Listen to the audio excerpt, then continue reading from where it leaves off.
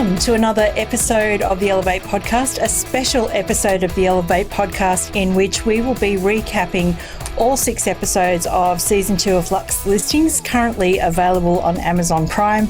Once again, I am joined by real estate coach, trainer, Wagga's finest, Dave Skow. Hey Sam, how are you? Great to have you back on the show, and I believe you've got an announcement pending about what you're up to next. Yeah, I do. So excitingly, I sold my business last year, as you know, and I am joining the wonderful Kylie Walsh and Lauren Kirk as directors of Regrowth Consultancy. So we'll be looking to offer training and coaching and consultancy services to agents all up and down the eastern seaboard, with a real focus on scale, sustainability, leadership, and all the things that make good agency operations tick. That is super exciting, and we wish you all the best for your new adventure, which I think is really in line with what we're doing here with our Luxe Listings recaps, which is like adding a bit of real estate industry flavour and a bit of national flavour to what is going on in Season 2 of Luxe Listings Sydney. Yeah, 100%. And I think it's one of those things where we are looking at it through the real estate lens and not just through the consumer lens who's looking at it to look at these beautiful homes on the waterfront in the eastern suburbs and the North Shore, as it happens in Season 2. But yeah, we're casting a real estate observation over the episodes. Yeah, can't wait. And the other thing too with doing these recaps, because obviously last week we recapped all of Season 1 all in one go. So if you want to go and check out those recaps to get up to speed, we'll leave some links in the show notes. But in addition to that, Dave, I'm told we actually need a name for the show. Like all of these podcasts and things like that, which recap famous shows like, Talking Tribal, which we're both very familiar with. And even I think there's some sort of chat show for Married at First Sight. What are we going to call our show? I had suggested the Deluxe Nuts. Yeah, look, I like the Deluxe Nuts. I think the Deluxe Nuts really plays into what it is that we talk about and the personality that we bring to the podcast. So, look, if you're happy, I'm happy. Well, that's it. Well, so welcome everyone to episode 2 of the Deluxe Nuts. That's you and me, Dave. Beautiful. Absolutely. So obviously you and I have sat down and we've watched episodes 1, 2 and 3. For me, it was like eating a block of chocolate nonstop. What about for you? Yeah, look, I think it's really interesting, and we'll explore the differences between Season 1 and Season 2 in this podcast. It's interesting to see how I think the main players in the season have really cottoned on to this as being much more of a PR exercise for themselves than what they may have realised at the start. I think all of them sort of make mention of the fact that since Season 1 of Luxe Listings aired, that their phones have been running hot from prospective clients, and it has actually resulted in dollar productive business for them and not just fan mail. Yeah, well, we are about to see the result of that, I think, because, and I should mention that if you haven't watched episodes 1, 2, 3 and you don't want to see the spoilers, switch this video off now and come back to it a bit later on, because there are quite a few spoilers that Dave and I are going to touch on in this video, including some of the things that have happened to the agents, to the stars of the show. That's Simon Cohen, Gavin Rubinstein and Delene Lewis as a result of Luxe Listings. So get up to speed on Season 1. If you haven't watched episodes 1, 2 and 3, Amazon Prime is the place to go. I think you can actually get a free 30-day trial of Amazon Prime if you don't have one. Can I just say Amazon delivered in Season 1 and I think they've delivered again in Season 2. Like, as I said, it's like someone handing you a big real estate chocolate and saying, here, you can eat all of this at once and call it a diet. So before we get stuck into it, I'd really like to thank our series sponsor for the Deluxe Nuts, as we're calling it now, which is issue.com. Issue is a great service that helps agents, marketers, and really anyone who wants to make content, get it online, make it simple and easy, easier than emailing a PDF, which you've got to download and, press the mouse button several times on. And Issue saves you all of that because it opens up in a beautiful document, a beautiful deluxe document online. And also, you can't embed a video in a PDF, and you can on Issue. So Issue, as a special deal for Elite Agent listeners and readers, are offering 50% off a premium account when you go to issue.com and put in the code ELITE. And all of that stuff will be in our show notes. And we are super, super, super pumped and thankful to have Issue supporting our show. And also, you can read Elite Agent on Issue. Did you know that, Dave? I did know that. Actually, I have picked up a couple of Elite Agent magazines through Issue that I had missed because I had a little bit of time off after selling the business. So, yes, I'm recently familiar with what Issue do. Well, there you go, issue.com/eliteagentmag. And I think with that, we should get on to episode 1. So, overall impressions, Dave? Look, I think that I don't know if everyone thought that season 1 was going to be the roaring success that it was. I think that a lot of people thought or wondered whether it was going to be the Australian version of $1 Million Listing New York or LA, or if it was going to be a bit more homegrown than that. And I think it was a really nice hybrid of both. And I think that's why it hit such a broad audience. And I know a lot of the people that I've spoken to outside of industry, obviously everyone in industry has got a bit of a vested interest in seeing what it's all about, but the average Joe punter on the street, it really resonated with them, I suppose, because everyone's had a dealing with an agent, and ultimately, whether that agent is selling these $20 McMansions in Vaucluse or they're selling the average $450,000 priced home in the suburbs of Wagga, the common themes to what makes a good agent are always the same. And I think that everyone could relate to whether they were Team Simon or Team Gavin or Team Deline and who they warmed to most. And I think that this season, particularly in episode 1, it's really going to drive that even further, and we're going to get to have a bit more of a look at these 3 individuals, plus the bonus 4th, which we'll talk about in a tick, who I'm really excited about. But yeah, I think it's a really good carry-on from that first season.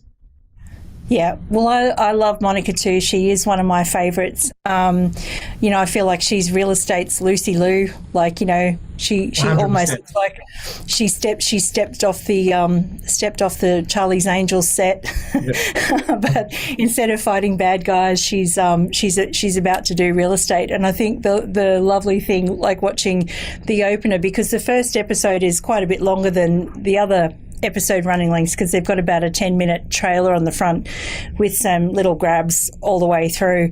And I love the way she's sitting in the chair going, I'm on Luxe Listings, don't I look skinny? I think correct. That's every woman's dream.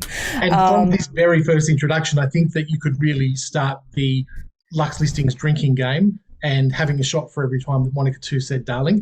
And look, you'd be absolutely maggot by the end of the first episode. But she's such a character. I love her. I love Monika Tu.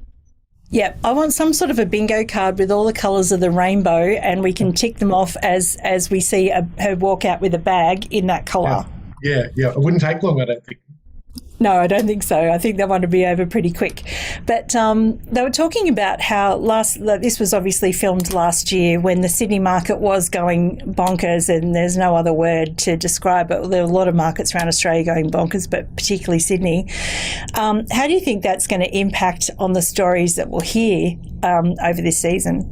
I think that we see the real shift in the favour of the selling agents, so Gavin and Deline particularly, and away from Simon a little, because the job of a buyer's agent in such a hot market becomes that much more difficult because stock's low, deals are being done within record times for record prices, which is absolutely against everything that the typical buyer's agent would be gunning for in a long drawn-out process to get the best result for their buyer client, which is ultimately the lowest price possible. So we see that in this episode, which is a really interesting take. And it probably, for those who have seen Simon in season 1, he's quite bullish.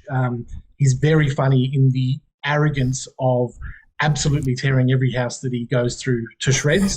And we don't see much of that this time because he just doesn't have the ball in his court like he did when the market was a little softer, I think. Yeah, absolutely. So let's talk about the first house that we go to, which is called the Crypto Castle, and it starts with a bang. Out jumps Fred Shabester, I think, in a Versace pajama set or tracksuit. I mean, if it's Versace, do you call it a pajama set? Do you call it a tracksuit? I think Gianni would have your guts for garters if you called it a pajama set, but it is custom Versace from head to toe. It's got Crypto King emblazoned on the back of it.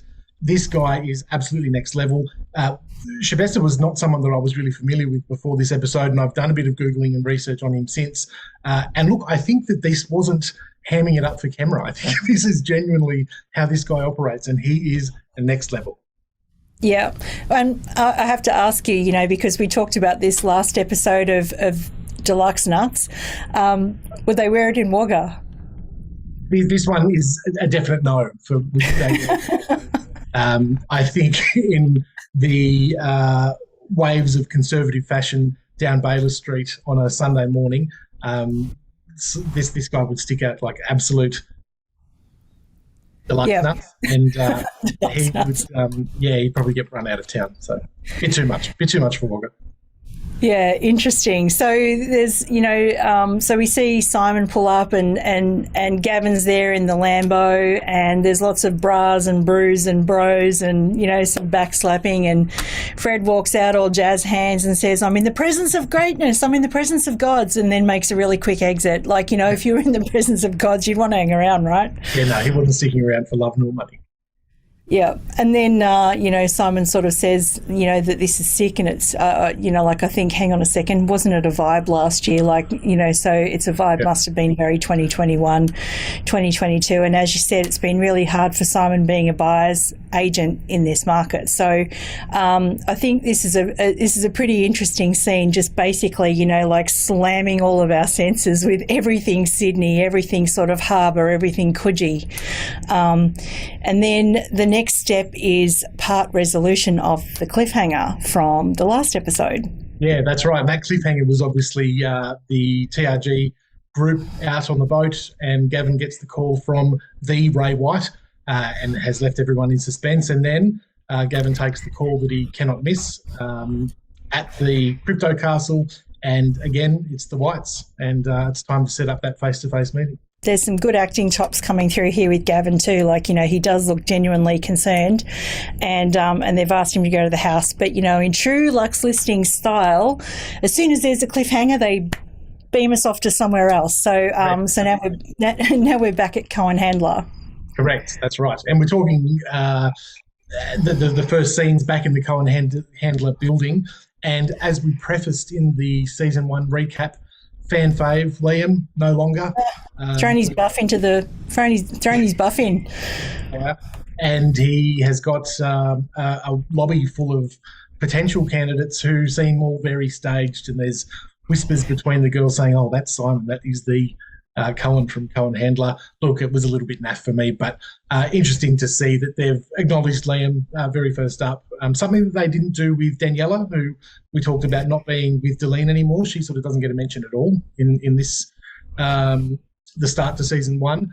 But yeah, look, we go to the other fan favourite, which is Simon's mum, Jen, and she's there absolutely having a conniption about how much work that she's had to take on since Liam's left, and fielding the calls from Simon's eligible suitors or bachelorettes, and just the volume of work. And I imagine that the volume of work is also genuinely in line with market conditions, and those people who may not have otherwise looked at using a buyer's agent but just cannot get a result in finding a property themselves because of the state of the market, turning to someone like Cohen Handler, who now have amazing presence because of the result of season 1, obviously outside of everything they've done on their own right as well. So I imagine that, Simon's phone is probably genuinely running hot. Yeah. An interesting observation, I think, like in the newsroom of Elite Agent over the last 6 months, we've had way more buyer's agents, sort of attacking us with press releases and things like that. And, I attribute that directly to Simon's work on this show, because he's actually made, I remember when I started in real estate, like in For Sold magazine even years ago, buyer's agents would contact me and they'd want to get in the magazine. And I was terrified to put them in there because listing agents, weren't the biggest fans of buyer's agents. But I think, like what Simon's done here is he's really sort of blazed a trail, and there's buyer's agents just popping up everywhere now. Yeah, absolutely. And I mean, places like Wagga get the investor side of this a lot. Like, we probably in the last 18 months or 2 years have been inundated with buyer's agent inquiries looking for the the regional investment for these city-based investors, whether they're from Sydney, Melbourne, Brisbane, Canberra. The advent of the buyer's agent has definitely come to the fore. And even though, shameless plug, Regrowth Consulting has got the first buyer's agent retreat coming up from a training point of view. I can't remember ever there being a buyer's agent specific course or training activity just for buyer's agents. So yeah, it's definitely an emerged segment of the real estate industry. Yeah, and I think, like a good one too, because, this is sort of taking things on a bit of a tangent, but I do think that these days, even listing agents don't mind dealing with the buyer's agent because it kind of takes the emotional middleman out of it, and they can you can see it on shows like The Block and stuff like that, the listing agent doesn't mind dealing with the buyer's agent at all these days. Yeah, 100%. And gone are the days where there was that us and them sort of mentality between buying and selling agents. It's definitely a much more collaborative approach, mainly because I think buyer's agents really bring to the transaction a great deal of value. Yeah, absolutely. So Jen, MVP of season 1, Jen is saying, no more, Simon, I'm tired of interviewing your girlfriends. I just feel like that Jen should get Osher Gunsberg on the phone, as I said to you last episode. And, we should take that Simon Fabacci 2023 campaign up a notch. That will just solve everyone's problems. And I think even Tammy, yeah, hashtag Simon Fabacci. I reckon that'll work. And then, Tammy's even looking a bit over sort of hearing about Simon's girlfriends because she's now married and she is so we're about to resolve this, one of the other cliffhangers from last season, which was Tammy trying to decide should she stay or should she go. Yeah, that's right. And Delene was absolutely on the hunt for talent like Tammy if she was to make the jump out of buyer's agency into the role of a sales agent. But yeah, it's addressed early on in this episode, which I like because I think that it was a storyline that needed a bit of resolution from the last season, and it's quickly put to bed. Tammy tells Simon that he knows where her loyalties lie. She's got no real aspirations to get into sales agency, I don't think, it seems. And look, I think Delene knew that was probably going to be the answer as well. Yeah, absolutely. So let's have a moment for the house. So Tammy's off to a buyer's agent appointment with Delene at the entertainer's house, and Simon describes it as something that a UFO came down to Earth, landed on Bellevue Road, and that's the entertainer's house. So just walk us through what you saw there. I think it's the ultimate pandemic house. I think that this obviously built pre-pandemic, but the owners would have absolutely had the benefit of isolating in this amazing abode, I think, which is probably a little bit like a bunker. It was this UFO-looking thing amongst these grand old homes, and we got a little glimpse at what the home, the original home that was on that block, looked like because Delene sold that some years prior. And it was interesting to see what the current owners had done. Look, it was an amazing property. I think it really ticks those property porn aspects of what Luxe Listings is to the average viewer. I think that it was the kind of property that I suppose the price was hard on this. It wasn't something that there would be an exact apple to compare with.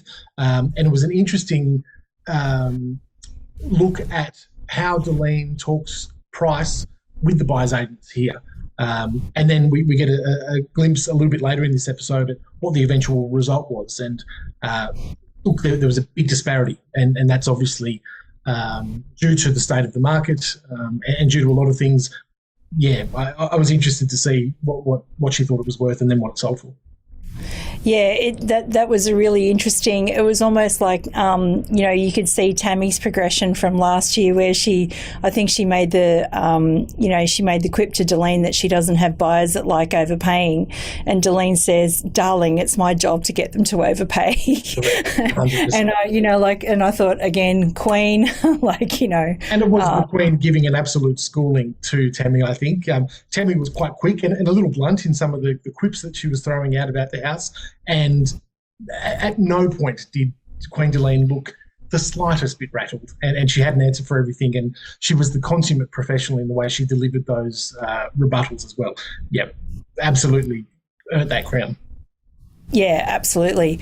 And I think worthy of note too is, something that we saw playing out in the media last year was the Lang and Simmons, it was Delene and Leanne and a bunch of other Lang and Simmons agents actually buying out the franchise, which is something that we hardly ever see. And we see, I was talking to Leanne Pilkington actually, and she said, I've read your Luxe Listings recaps from last year. What are you planning on calling me? And I'm like, well, Queen of Queens, of course. Yeah.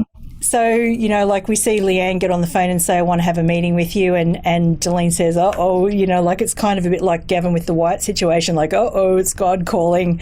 I better pay attention. So that'll be an interesting meeting coming up, maybe this episode or in episode 2. I can't remember, but let's move on. I think we get sunrise, sunset, more rap music. The rap music. Heaps of rap music. And I think the next scene is Gavin and Jared again, sort of the bro code, grow this, we're on the same page, yada, yada. Kind of reminds me of that, I eat risk for breakfast and stay the course and 100%. Masters of the Universe. Brothers pumping each other's tyres up like there is no tomorrow. And look, it works for them. They're obviously very disciplined in terms of how they structure their days and getting that done in the morning and grouping together with sort of Gavin in charge and Jared as the brains behind the operation, for want of a better word. It's nice to see that insight. But look, it's a little bit high fives and bum taps for me. Let's just leave it at we love their morning routine. Correct. Yep. Yeah. So speaking of morning routine, so Gavin goes from being, absolutely smashed by his brother, in a workout sense, into the office, and it looks like everyone's happy at TRG. So that was another cliffhanger. Shani and Remy, I think he calls her Rembo or Rambo or something like that. Sitting in the boardroom, Gavin says, why are you girls sitting in the boardroom? And they say it's because we're taking over. No, they don't. It could be that Patrick's on a juice cleanse again, because that was a bit of an awkward moment from season 1. But the conversation turns to the meeting with the Whites, because obviously Remy controls Gavin's diary to within an inch of its life. Yep. And, her take on it's quite interesting, yeah? Yeah, 100%. And look, I think that it's a really interesting play by Ray White Corporate and also Lang & Simmons Corporate to allow the access that this show has had into some of the behind-the-scenes workings. And we'll talk about the meeting with Gavin and the Whites shortly. But their involvement in a show like this, I think that it probably wasn't that long ago when there would have been brand and marketing experts within groups like this that would have said, no way, don't go near anything like this. So, look, kudos to them for getting on the front foot, I suppose, and giving that little sneak peek, how much of it's scripted and how much of it is genuine. I think that the moral of the story that they're telling is absolutely genuine, although perhaps a little bit scripted. Yeah, absolutely. And so, interestingly, this is where Monika sort of inserts herself into the picture as well. So Kai, looking all very handsome and debonair and everything like that, says, I just got an email from Monika, who used to be his boss. Yeah. And then we learn something. So, pick up your pencils, kids. This is important. Learn at least one sentence of 30 different languages like Kai has, so that you can tell your ex-boss that she's beautiful in her own native language. Mm-hmm. Gavin asks what it's about. Monika wants to co-list a property in St Leonard's. Gavin says, I've got no interest. And, I've got to be honest with you, my reaction was, and I lived in North Sydney for many years. I lived in Neutral Bay for many years. Every time someone tried to get me to St Leonard's, I'd be like, St Leonard's. So I must admit I felt a bit like Gavin there, but, there's more to the story, yeah? Yeah, there is more to the story. And look, it was probably a little bit of a missed opportunity by Gavin, I think. He was very quick to dismiss it without sort of further exploration. It did seem, and I think, again, it was just a case of editing and maybe some scripting, that there may have been some previous, not necessarily bad blood, but Gavin really wasn't interested in Monika, let alone interested in dealing with a penthouse in St Leonard's. Look, we circle back around to this with a party that Monika throws at the St Leonard's apartment. And again, I think that it's probably something that Gavin probably could have shown a little bit better leadership on. He was probably quick to dismiss it, a bit too quick to dismiss it. Yeah, I think, like even if, someone like in the team does want to go and pursue something that, perhaps the leader doesn't want to pursue, it'd be good if, it'd be good to demonstrate some support. I mean, I know that this has been dramatised and probably, like Gavin is very, very supportive of all of his team. But, it just came across as a bit, well, no, if you want to go for it kind of thing. Yeah. So anyway, we head over to St Leonard's, not on the train. Like, as far as I'm concerned, that's the only reason you want to live in St Leonard's, is if you're working in that big building, if you're working for IBM or wanted to be close to a train. And I think if you're buying an $18.5 million penthouse, you're probably not travelling by train. But but anyway, Simon, I think, does a bit of a Sirhant here, and the building is not up yet. So they go into the construction zone. Monika is all furs and beauty, and oh my God, I love that woman.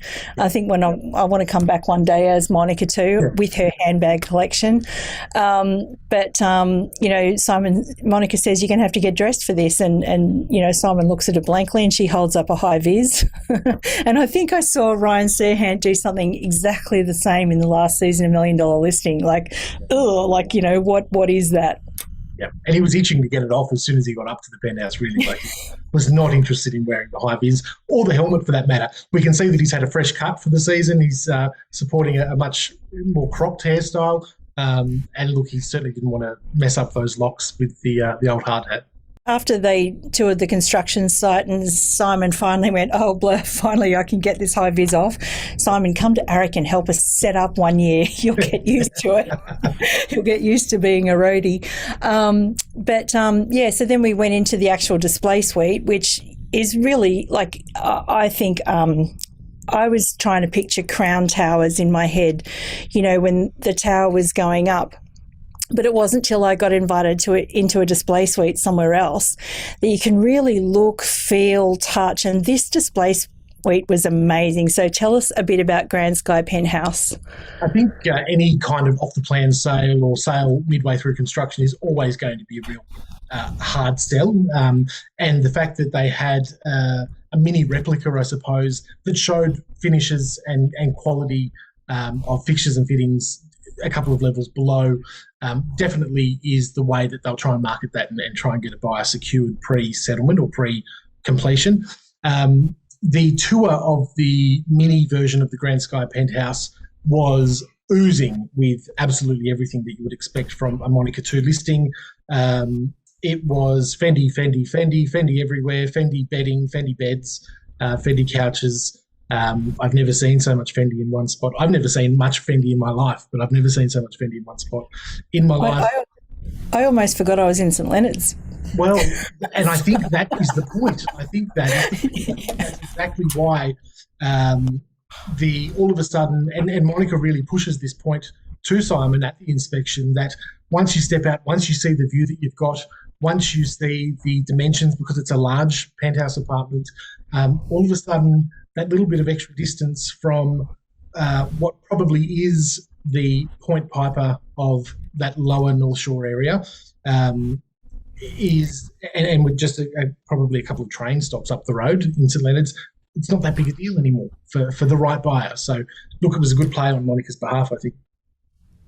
Yeah, I think too, the reason that you'd go to St Leonard's is, that inner city sort of pocket is so expensive these days. And look, I've lived on all sides of Sydney. I've lived in the east, I've lived in the inner west, and I've lived on the north side. And, I can remember moving from the east to the inner west. I mean, the inner west has gotten a lot more bougie now, as it is anyway. But it's almost like if you can't afford the east and can get exactly the same thing in the north or the west or even the south, perhaps, do you need to be that close to the city as you did before the pandemic, when it was like, okay, I've got 2 stops to the city and can get to the office and I need the city pad. And I think, people are sort of starting to get more, spread out and more willing, particularly if the cost per square metre comes down. And that's exactly where Monika was very quick to sort of show those comparisons to Simon when he was so against the price at $18.5 million, is the comparative price per square metre, which is about 2.5 times less than the same kind of product in the centre of Sydney. So, again, she's well researched. She knows her stuff. There's not a real easy opportunity to get one past Monika Tu, I don't think. And she backed herself up well. Yeah, absolutely. So we're going to head back over to the north side in a second, but we're off to the White House in Point Piper, and I kind of looked at this as usual with my cynical eye and thought, is this really the White House, or is it just an Airbnb that they've used for filming, or one of Kyle Sandilands' mates, or, whatever. But, like as soon as you walk in, the artwork is spectacular. So it's like, yes, this is the White House. Yeah, definitely not an Airbnb. And I think that the White's pink house, as it is, which, look, not my cup of tea on external colour. I'd be having that painted in a jiffy. But the house itself is obviously in one of the best positions in Point Piper, and the gun barrel views down to every landmark that you can imagine on the city side of things. It was a phenomenal location. And we get to see a little bit of the inside of the house. So Gavin's met at the front door by Dan White, Managing Director of Ray White Corporate, and is given a little bit of a tour inside. Gavin inherently switches to real estate agent and is starting to appraise this place as they walk through it, and he's saying all the right words that you'd say to any potential vendor. Dan quickly picks him up and says, mate, we're not here to talk about the house. Let's go downstairs and meet the absolute patriarch one of the patriarchs of Ray White, being Brian, who's waiting down there on the lawn. Yeah, and this was a really interesting meeting because it's funny, like I've interviewed Dan and I've interviewed Brian, and the two of them, I mean, like all of the White family that I've met are just, really lovely people.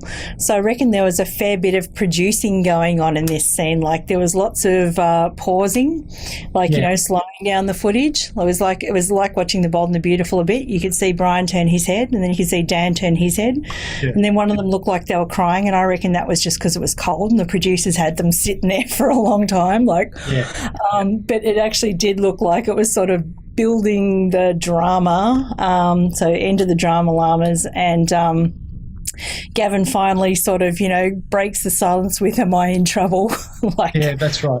And I think that gives us a bit of an insight that Gavin, I think, must have had a bit of an idea on what this meeting was going to be about, and that it probably wasn't going to be all rainbows and skittles, because essentially it wasn't. I mean, they were very adoring about what he's brought to the group and how long he's been with Ray White, and how exceptionally well he's done since branching out on his own. But ultimately they give him a bit of a, mate, we need you to just pull the handbrake on a little bit on these grand expansion plans that you've got running through your head. There's been an interesting trend in the real estate industry. I mean, like Ray White are an amazing group, an amazing business, but you see a lot of these your brand, your business groups kind of popping up all over the place. And I think this is a really interesting perspective, and there's probably some people sitting there thinking, well, there are pros and cons to this. I'd love to be a part of Ray White because then I get people like Macca in my life, and I get their amazing data lake, and I get like all of the wonderful things that go with being part of that group. But then, like, what if I just want to run my own show and expand? Yeah, 100%. And it has been the advent of a lot of these, as you said, your brand kind of operations that has probably made people think more so than ever before in the history of real estate, apart from the traditional franchise model, that there's now this sort of hybrid that sits in the middle somewhere that gives you some of the benefit of what a franchisee can give you at maybe not as much expense as what franchise fees typically could be, and without the constraints that a franchise group may have over your business. So, yeah, look, interesting. And again, kudos to Ray White Corporate for allowing this conversation to be so, again, probably scripted, but quite revealing, I suppose, about what the intentions are of the group and where Gavin fits in to the group. Equally as interesting, I think, and this is, one place where I really do resonate with something that Gavin said, which is just because one person is prospering doesn't mean another can't. And I think, if more people sort of felt that way in the real estate industry, there might be some more collaboration, there might be some more people coming together to help each other rather than just, some of the, competition or the other side that which we probably don't like to talk about.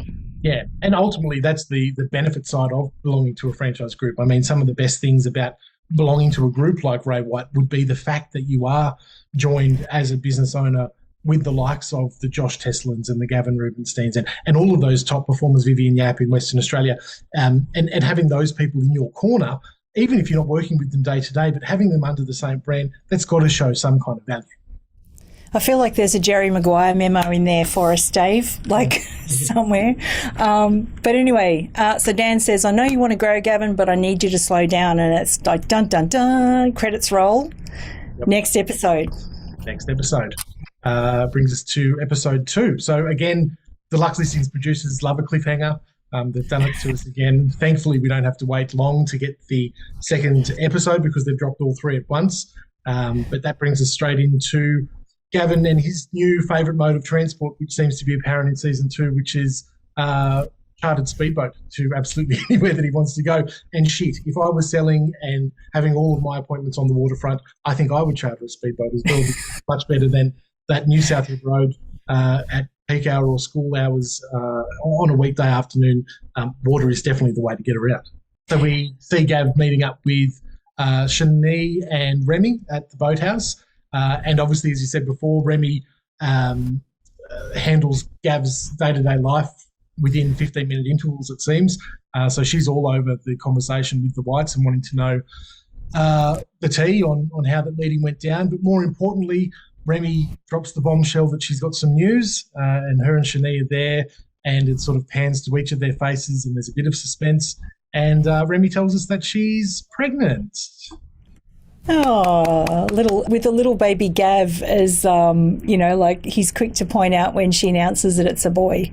Yeah, absolutely. Yeah, that's right. This is a real interesting take on how I think a lot of real estate principals handle the news that your right hand and the person that you can't envision doing business without is all of a sudden not going to be at your side and at your beck and call for a period of time.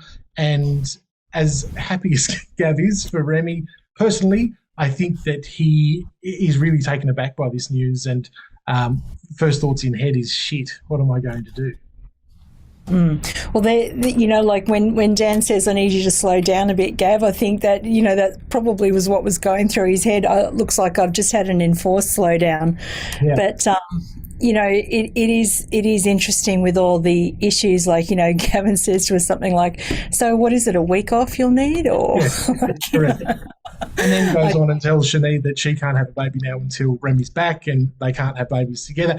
And obviously all very tongue-in-cheek, but our friends Brian Wilcox and Anna Embry at Reef would absolutely have a field day with the way that the principal is talking to their staff about their pregnancy entitlements. But look, as I said, it was all a laugh. It was good fun. I can see how I can see him in the comments immediately. Actually, yeah, for sure. That's all nice. They kind of wrapped that scene up. I really made me want to go back to the boathouse in Sydney. Maybe my husband will take me. It's incredible seafood there. Yeah. Incredible spot. But Gavin hops back in the Lambo this time. So he's given up the speedboat and he's got Simon on the phone. And this is one of my, I'm pretty sure that they're not going to do this in Wagga, and I have never heard of it before, except perhaps, maybe there was something that sort of resembled it on $1 Million Listing. A co-listing party. I mean, what is that? It's weird. It was weird. I think co-listings are pretty rare anyway. They're not the norm, obviously. And to be Monika Tu and to invite 4 or 5 options, I suppose, and almost frame it as if to say, well, you come to the party and in front of all of your peers, you tell me why you should be the one chosen to have the privilege of co-listing this $18.5 million penthouse in St Leonard's. It was, I don't know, it was odd. Was it made for TV, perhaps? Would it have happened in real life? Probably not. But it is a really good way for us to see these different real estate personalities, I suppose, in one room. It definitely has the makings of possibly being a shit fight. And that was the first thing I thought was, why, Monika? Do you want to get all of these people in the same room at the same time? But it's like Real Housewives, like you have to have like a penultimate sort of scene so that there can be some conflict of some kind. Like, it's like a maths dinner party. It's a maths dinner party all over. It's where you get all the people that you know that hate each other in the same room at the same time, throw in some champagne, throw in the host who is absolutely unfiltered in terms of what she says. You've got yourself a party. Yep, absolutely. So Gavin says, I'm not going. You can go, like again to Kai, like, off you go. But we learned that Gavin's got bigger fish to fry.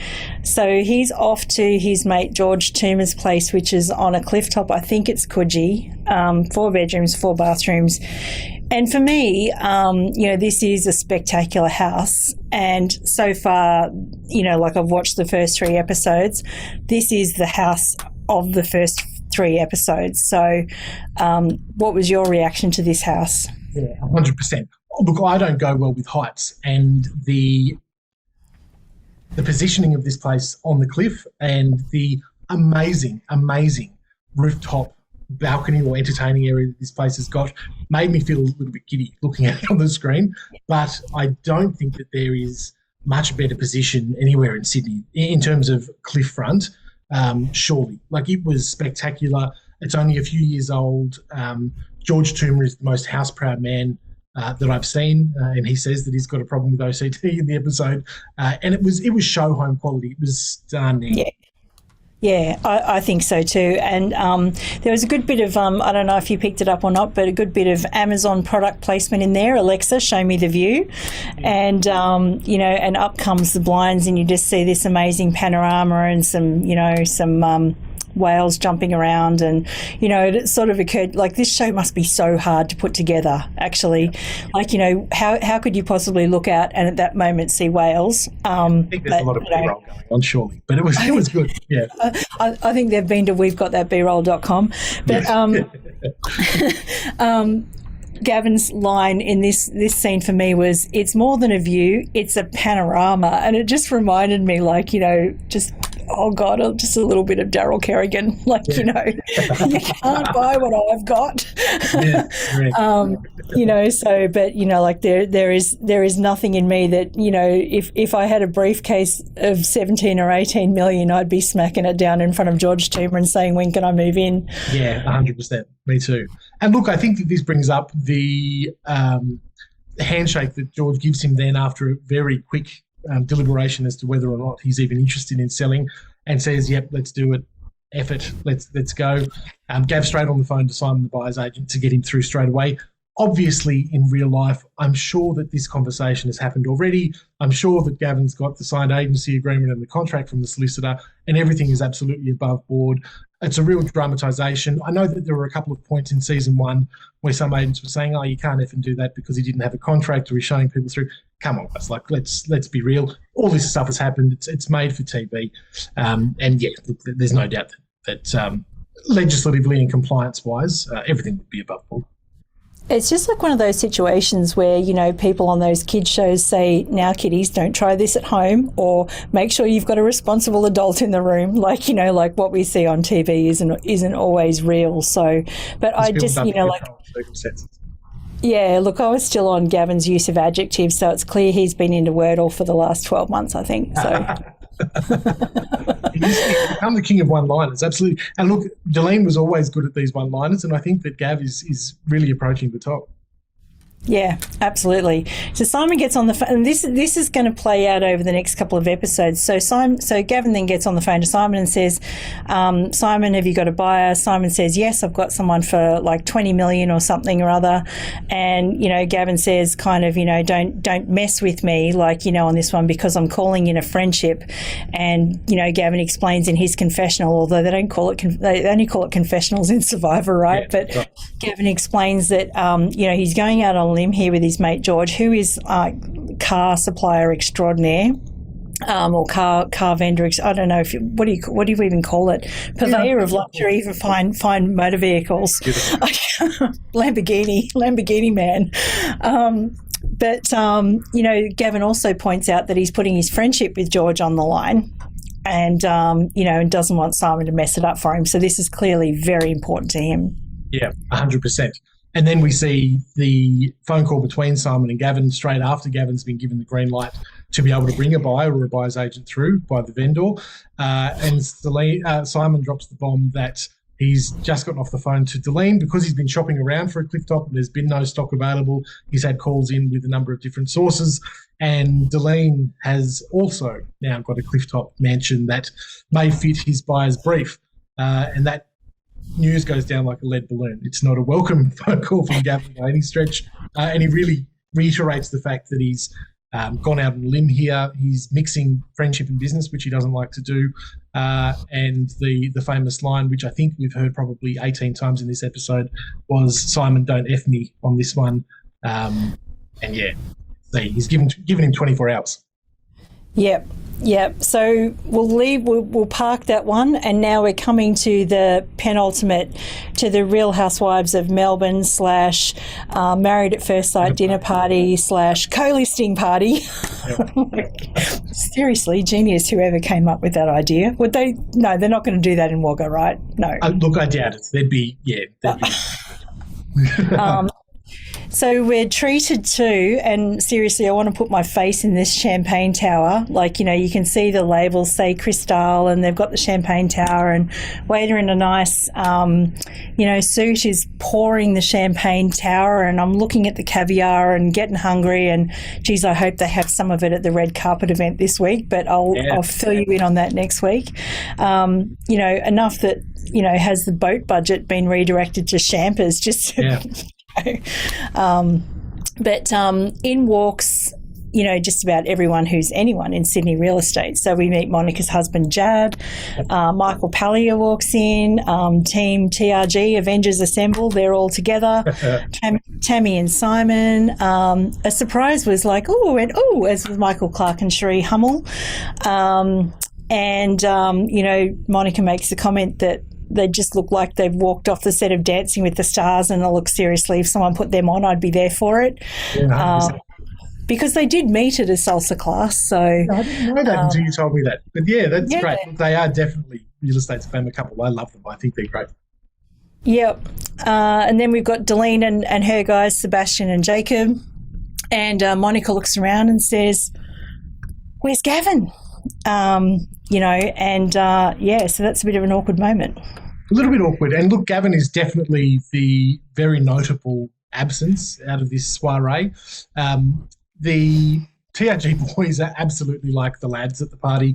They're high-fiving each other and playing scissors, paper, rock, and generally just causing a bit of a ruckus. Clark and Hummel are the epitome of grace and very amenable to everyone that's there, and they're just really beautiful. I love them. Tammy and Simon are their typical dynamic buyer's agency duo. It's nice to see Sebastian in this season. We didn't see Sebastian last year, Deline's associate Sebastian. We did see a fair bit of Jacob, and he's back. But yeah, it's nice to see Sebastian. We see him again a couple of times throughout this season. So that was nice. And obviously Michael Pallier, real estate's favourite, nicest agent. And he had a couple of roles to play in season one. It was nice to see him back here as well.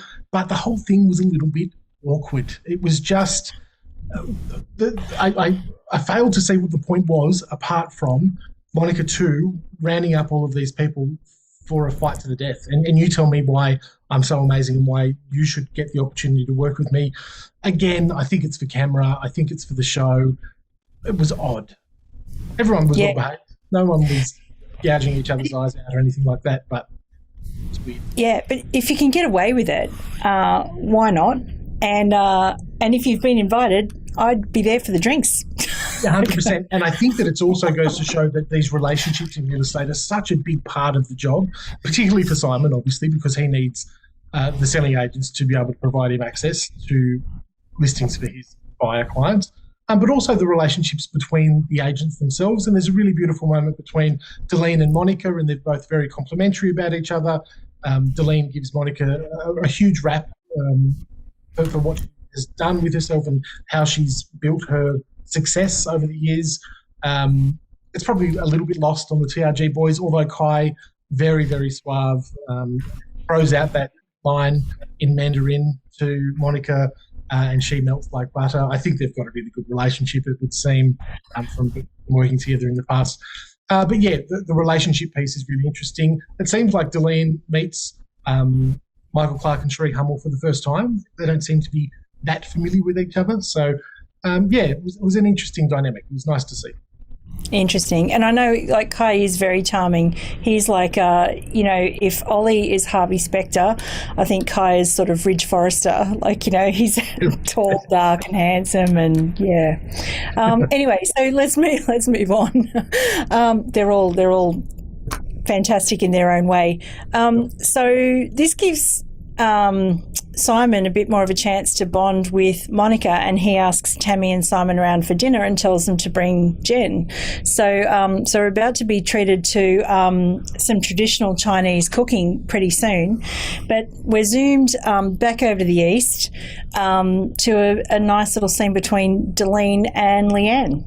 Yeah, correct. So Leanne, who everyone would know as the immediate past president of the REI, the organiser of a lot of the women in real estate events, a real advocate for women in industry, multiple award winner, but ultimately the matriarch of the Lang & Simmons Group for a very, very long time.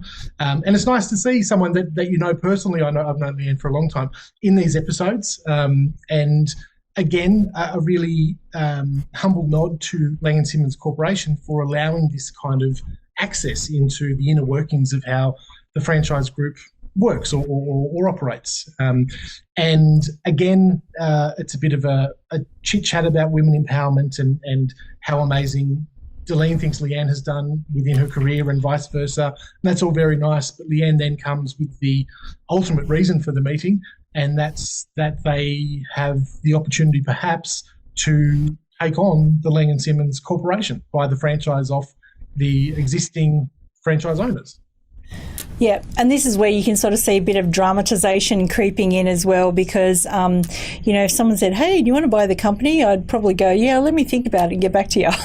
Whereas, Deline's like, I'm all in. Must have been the coffee. And, I saw when I saw Leanne appear with coffee, I mean, not only does Leanne look fabulous in every scene she's in, but, there she was with coffee, and I immediately thought, hashtag put your coffee cups out for Daniela.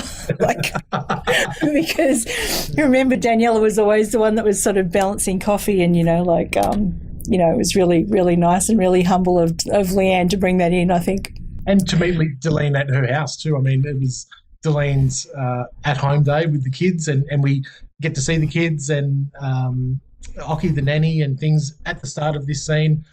So I suppose for Leanne to be able to be that flexible, and she made it sound like it was a really important opportunity and that it needed to be spoken about straight away. And look, for those of us playing along at home, we all remember the announcement probably this time 12 months ago, maybe a touch longer, about the core group of franchise owners taking over Lang & Simmons Corporation from the Dexar Group at the time.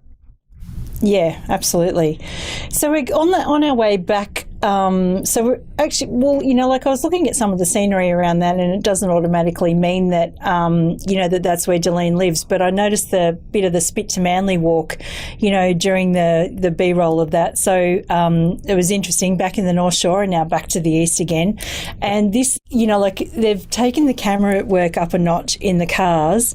The cameras must have taken up like half of the dashboard in the Porsche. That's all I'm saying. Yeah. Because it looks like carpool karaoke. And I swear, I'm just waiting for someone to get in the back seat, like Flea from the Red Hot Chili Peppers. Where's James Corden? Hey Jen, thanks for helping me get to work today. But they're not. They're actually on the way to Monika's. Yeah, so Monika's extended the invitation to the traditional Chinese family dinner. And look, it's reminiscent of the Shabbat dinner that we saw at the Cohen family residence in season 1. And Monika really goes to lengths to explain during the dinner that in Chinese culture, inviting someone into your home for dinner with the family is the ultimate of business respects paid. And again, it's a really nice piece about the relationship between buyer's agent, seller's agent, and family. We see Monika and obviously her husband Jad her daughter, who it's indicated that she works at Black Diamonds as well, perhaps in property management, which I didn't realise, and then obviously Jen, Simon, and Tammy along for the ride. Yeah. So it's interesting because, we saw a bit of food disagreement in season 1 with poor old Miss Australia, who was vegan, and Simon ordering a medium rare steak or a very rare steak. So Monica's got this beautiful hot pot laid out, and, and it's a hot pot or steamboat or, traditional Chinese. And it sort of looks like she's trolling them a bit too with, let's give Simon some pelican's feet. Yeah. and I thought, oh, that's really cute. But, Simon walks in and says, well, this is not the sort of Chinese food that, that we get from Uber Eats from the China Diner in Double Bay. Yeah. Look, it's definitely not the sweet and sour pork and combination chow mein that I get at the Wagga RSL Club either. It was the absolute real deal. It was, genuine Chinese food. Yeah, and it's really nice the way that the two families were sort of talking, and I think, it was a bit business, a bit pleasure. Simon's got a buyer, Monica's got a property which we're about to go and visit, and they all cheers together, and they say, cheers to the Tus and the Cohens, and automatically I thought, it's the Tuans. Exactly where my head went as well. It's the Tuans. It's the Tuans. So we might be able to use that later sometime as well. So we're coming to the end of episode 2, and now we're going to visit Delene's clifftop house. And so Simon arrives at the house. He's not wearing socks, and just made a mental note again that we need to send Simon some Elite Agent socks. And Simon says to Delene, would you believe out of the 2 cliff tops I'm looking at, one's yours and one's Gavin's? And I'm like, well, this is your show. So, we have to create some drama here. But that's pretty much it for episode 2. We're done with episode 2. And obviously it's a cliffhanger because now we're left wondering as viewers whether Simon is going to choose Delene's cliff top or or Gavin's cliff top for his buyer. Yeah, correct. The one that Gavin said, don't F me on 18 times. Yeah, that's it. So on to episode 3, where we pick up from that clifftop house. And I have to say, that house, I thought the kitchen looked amazing, but Simon doesn't do kitchens, so he pretty quickly asks where the bedroom is, where the bathroom is, because, there's all those lovely shower moments between him and Gavin in the bathroom. Delene starts talking about sunrises and sunsets, and Simon falls a little bit in love with Delene, I think, at the time, picturing the sunrises and sunsets, and then kind of says, well, I think this is the one. I'm going to have to call Gavin. And immediately I just went, yeah, absolutely. Hold my breath. Go well. And look, it's a really, this scene is another indication of Simon really being a lot softer in his approach this year than he was last year. And again, it's because I think that he can't afford to be that bullish, it's a knockdown like he was last year. Yeah. It's interesting though, and I think this is a real theme is, and we're going to see this play out really shortly, we're coming to sort of a bit of a, a wrapping up of the first 3 episodes. But it's really interesting to me how what's going on might not necessarily suit them, but they're keen to do the best for their client. I'm assuming that for Simon and Gavin's friendship, which I'm assuming goes back a long way, Simon could easily just keep the peace with Gavin, but he chooses the property that he thinks is going to be best for his client. Yeah, correct. And again, we saw it in season 1, and I'm really glad that we're seeing it again now, is that ultimately at the forefront of every pivotal moment of the show and every decision that each of these agents make, it really is a client-first prospect every time, and that doesn't waver. And I think that's really important from an industry point of view to show that even those that are the cream of the crop to the general public, ultimately what we do is for the betterment of our clients that entrust us with their buying or selling needs. Yeah. And so this is another thing that plays out in Sydney a lot, and Ben Collier is a master at this. So Gavin doesn't know what's going on between Simon and Deline.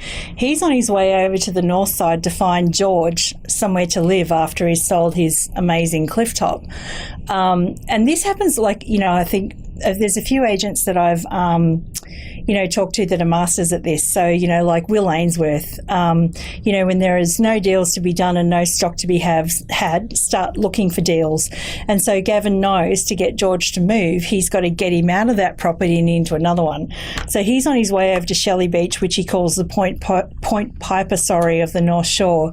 And I don't know, I think Kirribilli or McMahon's Point's probably the Point Piper of North Shore, but let's not let that get in the way of a good story.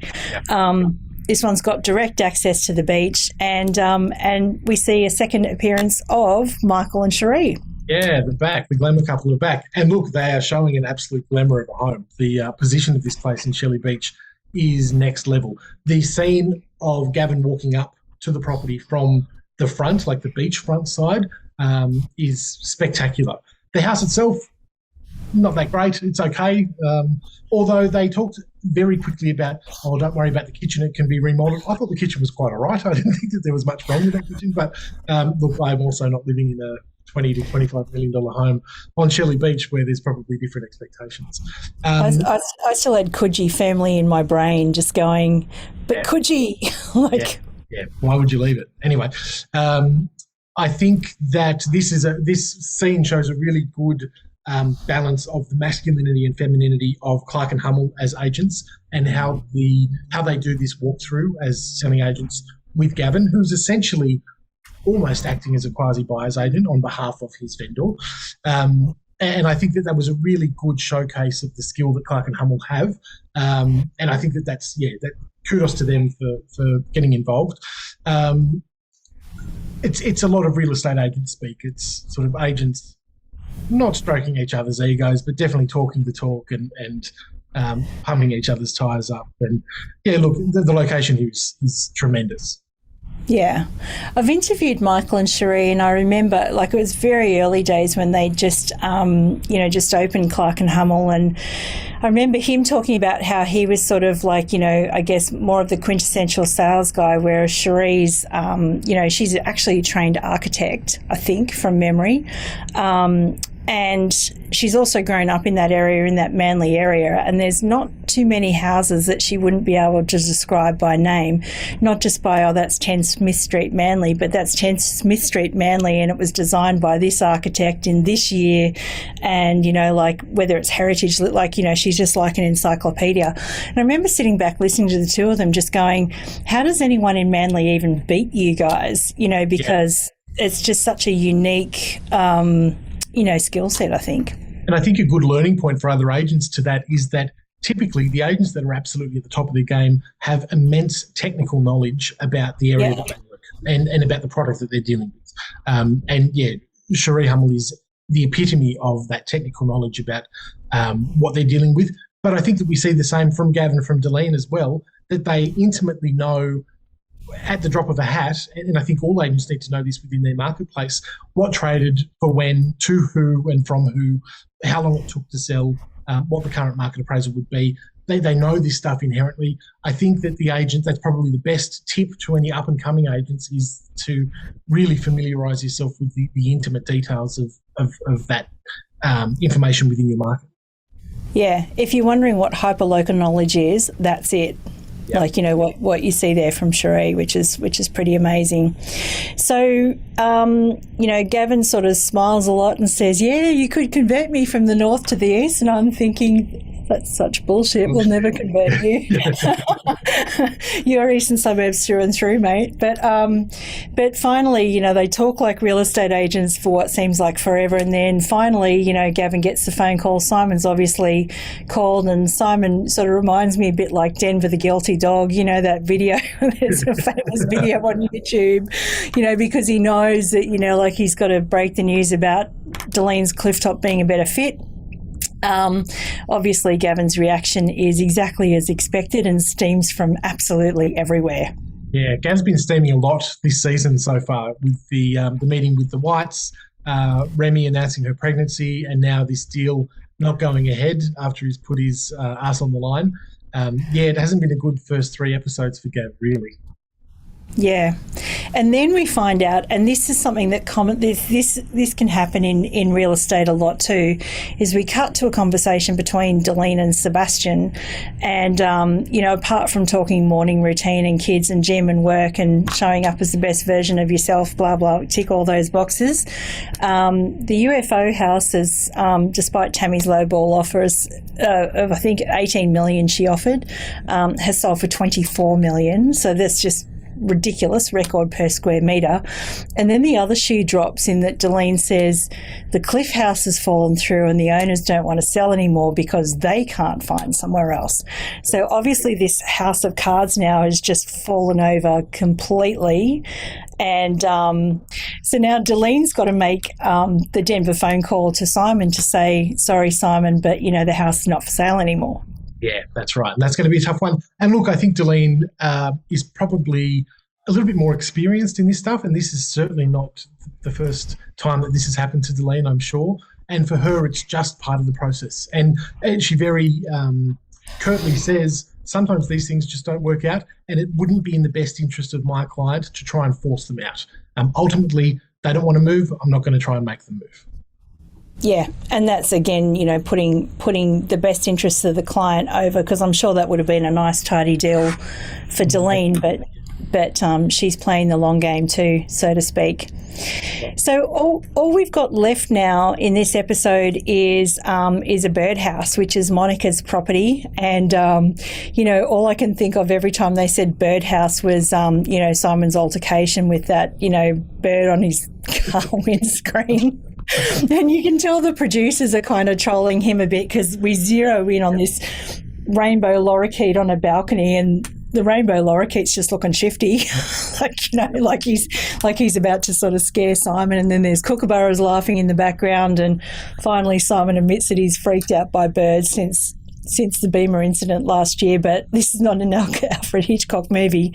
This, this is something that he's looking for a client. I think it was Graham that called him on the way to Monika's the other night. So interesting house, this one as well.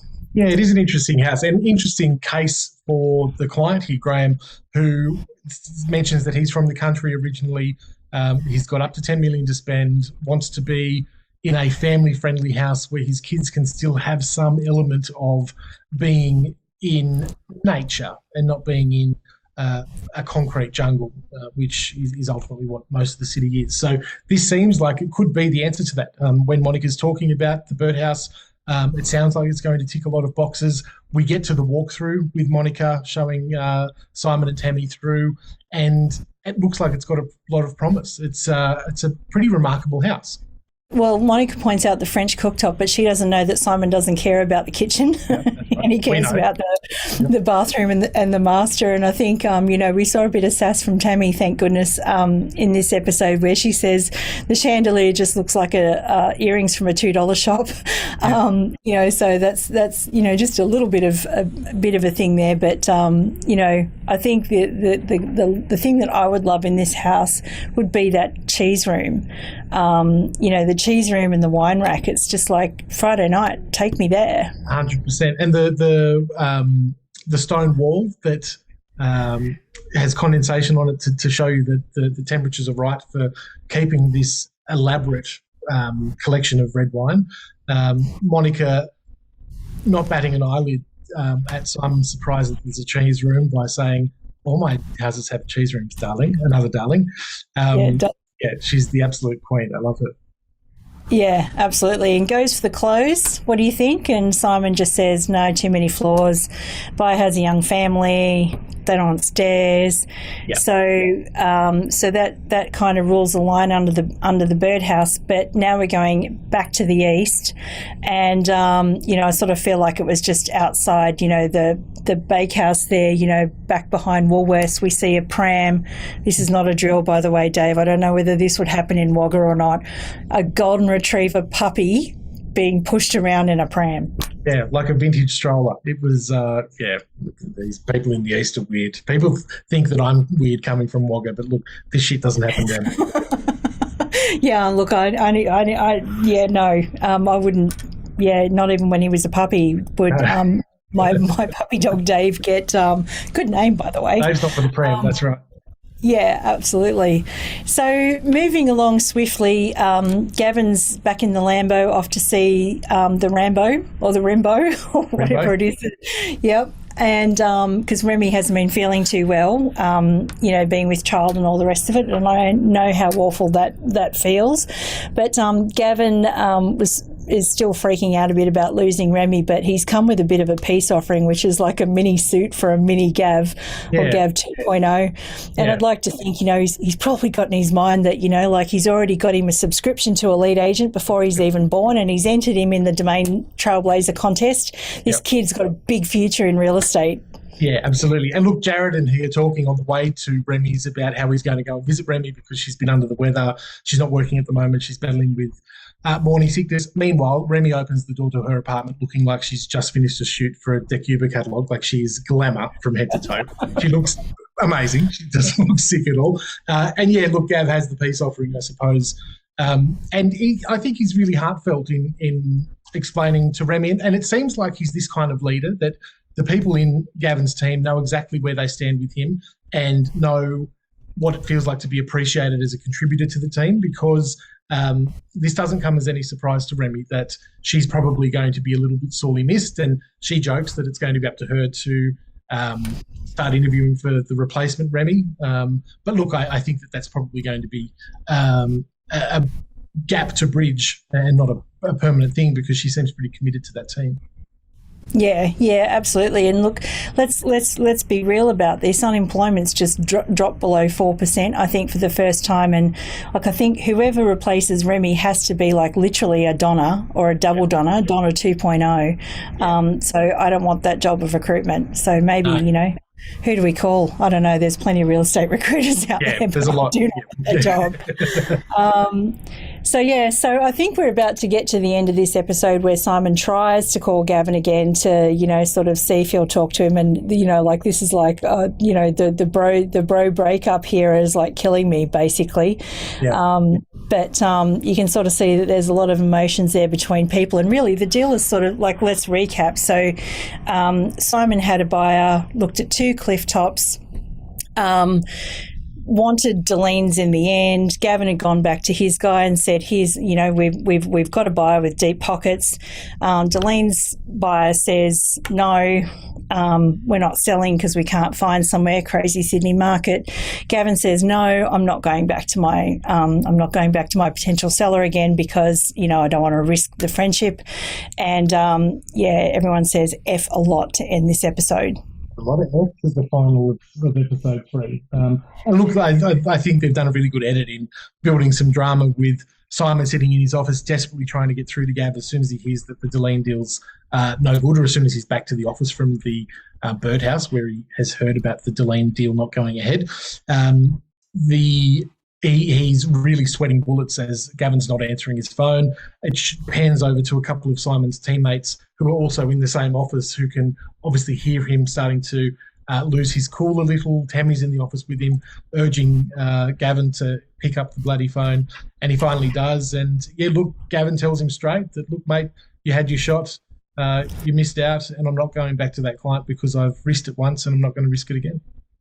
Yeah, absolutely. Which you can sort of understand. But yeah, I think I heard once, I was talking to an agent that had it's like dominoes when they start falling, you've almost got to sort of like plug the dike so that the others don't fall when you've got someone, moving from one place to the other, and every sale depends on another sale. And, it's just, I think, again, it'd be interesting to see how the 3 of these people pick themselves up in episode 4 and move forward. I mean, there's always going to be another listing, there's always going to be another deal, but that was a big one to fall over for all 3 of them.